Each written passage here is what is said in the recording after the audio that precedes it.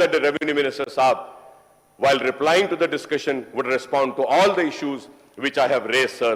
And before concluding, sir, I would like to say that, sir, I'm in the House for last 6 times, sir. Sir, but when the Telangana was getting formed, sir, just before that, for last 10 years, I have been demanding one issue, sir.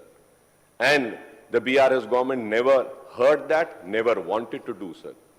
Sir, we should also have an auditing of all the lands which belong to Telangana were auctioned at the last year or last 6 months of Andhra Pradesh United State. What happened is that, sir, our precious lands were auctioned after it was declared that Telangana will be formed. And the auction money was transferred to Andhra Pradesh, sir. We should have an auditing for that. I might be wrong, sir. I might be wrong. I'm not saying I'm 100% correct, sir. But this has happened, sir. I had given all the evidences, sir. I have given the list of the lands which are auctioned, the amount received by the auction of that land, and the amount transferred to Andhra Pradesh, sir. It is our land, and we auctioned it. Our money should be in our state, sir. This is why I say that, sir. We need to do that. And once again, I would like to repeat and say that, जब अज़्म होता है, इरादा होता है, हिम्मत होती है और जुनून होता है कि चाहे कुछ हो जाए, हम अपनी बात रखेंगे और रखे रहेंगे, तो यही हाल होता है कि जाने पे मजबूर हो जाते हैं। वो लोग हार कर लौट गए, हम कहकर जीत गए और अपनी बात को रख कर जीत गए। मैं आपका शुक्रिया अदा करता हूं स्पीकर साहब। गौरव सभ्युలు సాంబశివరావు గారు। Thank you sir.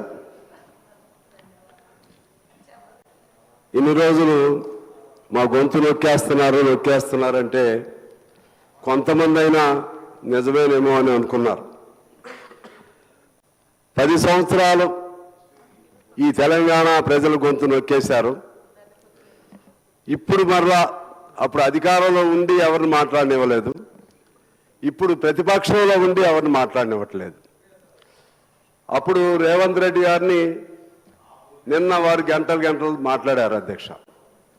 ఆ రోజుల్లో రేవంత్ రెడ్డి గారిని 5 నిమిషాలు కూడా మాట్లాడించేవారు కాదు।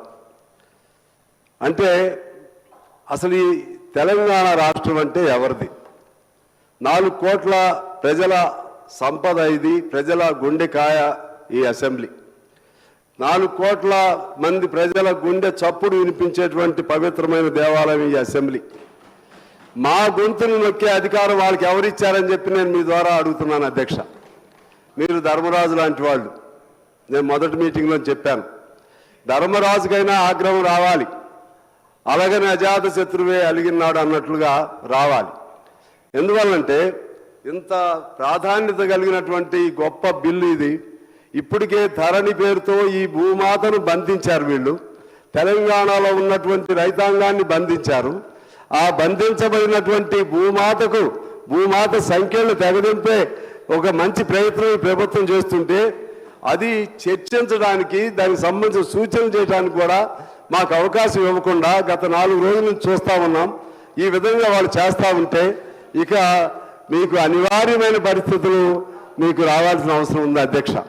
తప్పదు, మేము చేసినా ఇంకొకరు చేసినా సరే ఏదో ఒక సందర్భంగా ఆ సహనానికి హద్దు ఉండాలి, మమ్మల్ని తీసి బయట వేయాల్సినటువంటి అవసరం ఉంది।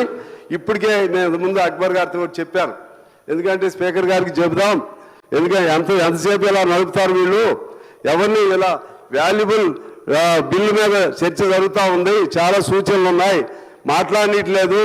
మాట్లాడనీయకుండా ఉన్నటువంటి వాళ్ళకి ఏదో దురుద్దేశం ఉంది, వాళ్ళని సస్పెండ్ చేయమనన్నా చెబుదామని చెప్పి నేను కూడా వారికి చెప్పాను అధ్యక్ష। అంటే ఇక్కడ ఒక ప్రధానమైనది నేనేమనుకున్నానంటే, ఇంతకుముందు ఒక రాంగ్ ఐడియాలో వాళ్ళు ఏదో ఊహించుకుంటే ఏదో జరిగిందేమో అనుకున్నా, కానీ ఇప్పుడు అలా కాదు।